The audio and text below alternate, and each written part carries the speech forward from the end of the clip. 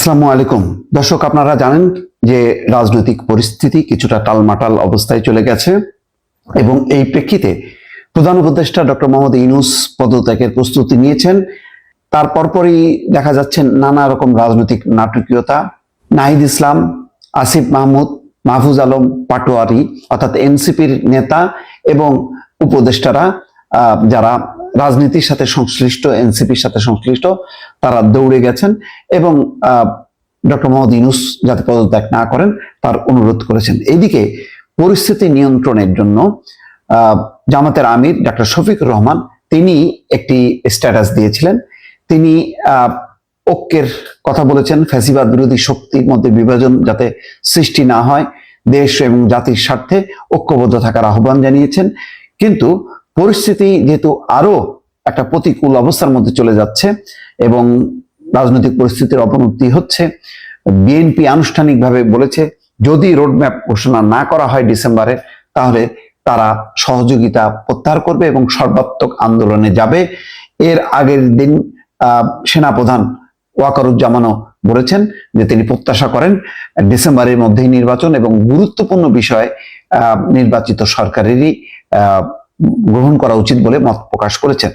এমন একটা পরিস্থিতিতে এবং একই সঙ্গে ইশরাকের শপথ না নেয়ার ঘটনাকে কেন্দ্র করে যেই এনসিপি এবং বিএনপির মুখোমুখি অবস্থান, তার ফলে জামাতে ইসলাম এখন সর্বদলীয় বৈঠক ডাকার আহ্বান জানিয়েছে এবং ডক্টর শফিকুর রহমান তিনি এই আহ্বান জানান।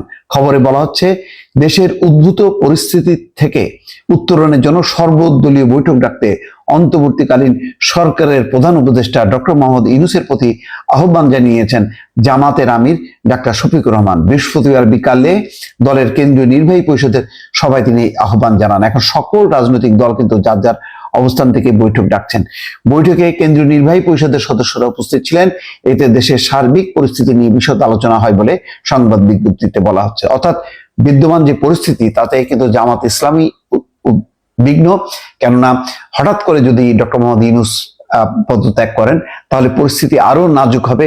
সুতরাং ডক্টর মোহাম্মদ ইউনূসকে রেখে যাতে প্রধান প্রধান রাজনৈতিক দলের পরামর্শ অনুযায়ী চলে এবং উপদেষ্টারা যার যার মতন করে যাতে অ্যাক্টিভ না হন, অর্থাৎ অন্তর্বর্তী সরকারের যে নিরপেক্ষতা, সেই নিরপেক্ষতা যাতে বজায় রাখে ছাত্ররা, সেই ব্যাপারে হয়তো চেষ্টা করবেন।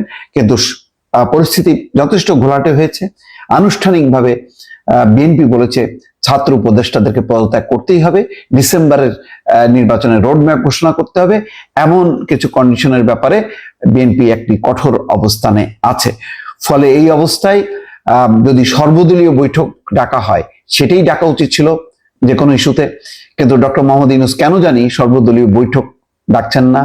সংস্কার কবে শেষ হবে সেই প্রশ্নে যে বারবার অসন্তোষ ব্যক্ত করা হচ্ছে বিএনপির পক্ষ থেকে, সেটাও তিনি গুরুত্ব দিচ্ছেন না। আনুষ্ঠানিকভাবে বিএনপি দেখা করেছেন, সেখানেও তারা বলেছেন যে রোডম্যাপটা, নির্বাচনী রোডম্যাপটা সুনির্দিষ্ট করেন, সেটাও কোনো রেসপন্স করেননি।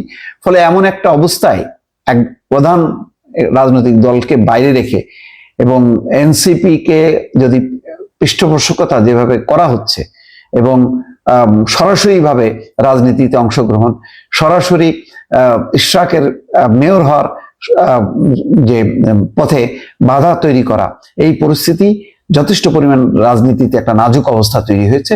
ফলে উদ্ভূত পরিস্থিতি নিয়ন্ত্রণ বা উত্তরণের জন্য জামাত ইসলাম চেষ্টা করছেন এবং সেই প্রেক্ষিতে ডক্টর শফিকুর রহমান আহ্বান জানিয়েছেন সর্বদলীয় বৈঠকের। দর্শক ভালো থাকবেন, আল্লাহ হাফেজ।